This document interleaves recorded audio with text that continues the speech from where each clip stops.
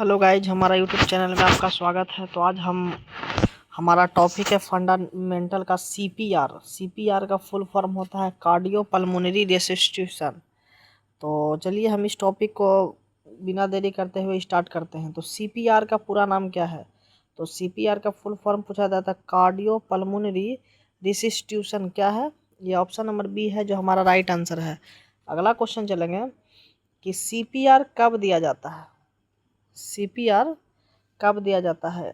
When is CPR given. When is CPR given. तो हम question करेंगे कि ऑप्शन नंबर पहला है फीवर, फ्रैक्चर या कार्डियक अरेस्ट या डायरिया। तो कार्डियक अरेस्ट के लिए जो ऑप्शन नंबर सी है हमारा वो राइट आंसर है। अगले क्वेश्चन की तरफ चलेंगे। अगला क्वेश्चन हमारा है कि सीपीआर का मुख्य उद्देश्य क्या है? मेन एम क्या है? सीपीआर का मेन एम क्या है?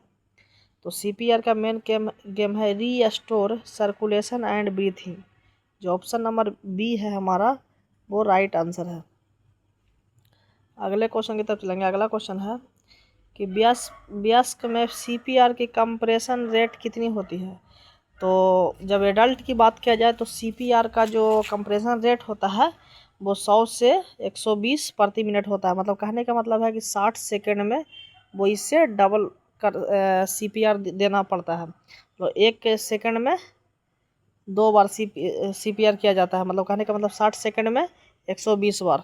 तो अगला क्वेश्चन चलेंगे। अगला क्वेश्चन हमारा है कि वयस्क में चेस्ट कंप्रेशन की गहराई कितनी होती है? तो चेस्ट कंप्रेशन की गहराई की बात किया जाए तो 5 से 6 सेंटीमीटर होता है। जो ऑप्शन नंबर हमारा सी है वो राइट आंसर है।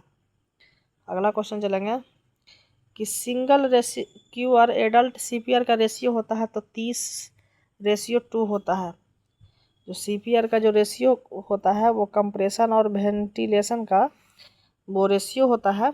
तो कंप्रेशन कितना होता है 30 और वेंटिलेशन कितना होता है 2 बार क्या है वेंटिलेशन किया जाता है। सीपीआर में सी का क्या अर्थ है? सी का अर्थ है कंप्रेशन। सीपीआर में सी का अर्थ क्या है? कंप्रेशन। कंप्रेशन। अगला क्वेश्चन की तरफ चलेंगे। अगला क्वेश्चन हमारा है सीपीआर शुरू करने से पहले क्या जांचना चाहिए? मतलब बिफोर स्टार्टिंग सीपीआर चेक। तो इसके पहले हम लोग क्या चेक करना चाहिए?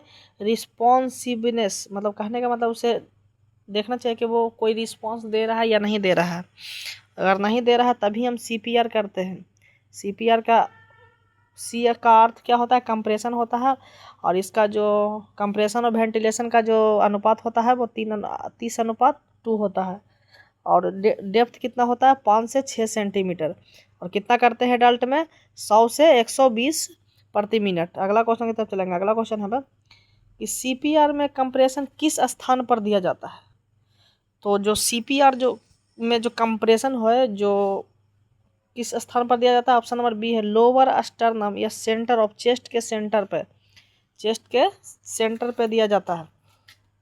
अगला क्वेश्चन चलेंगे कि सीपीआर गाइडलाइन में किस संगठन द्वारा जारी की गई थी?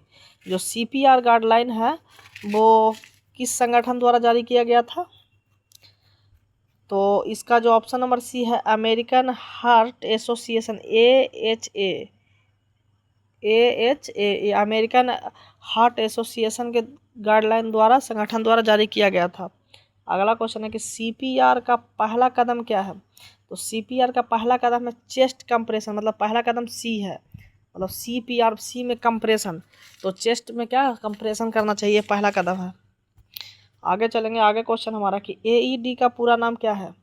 AED का पूरा नाम क्या है? Automated external defibrillator.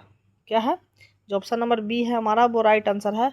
Automated external defibrillator.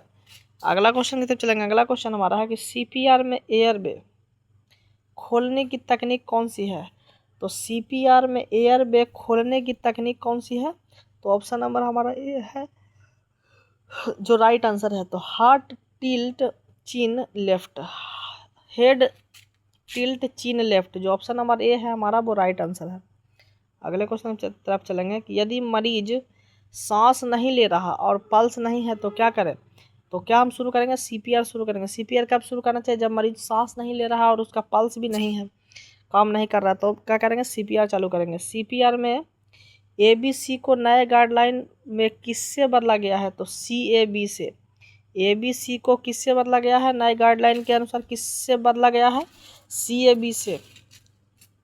तो इसमें अगर बात किया जाए तो बिहार CH और ANM GNM स्टाफ नर्स के लिए बहुत ही इम्पोर्टेंट क्वेश्चन है ये जो हमारा टॉपिक है CPR। इससे बहुत बार क्वेश्चन देखने को मिलता है। ये फंडामेंटल का एक बहुत ही इम्पोर्टेंट टॉपिक है। तो बने रहिए हमारे यूट्यूब चैनल में, अगला टॉपिक आप लोग को जल्द ही मिल जाएगा। Thank you.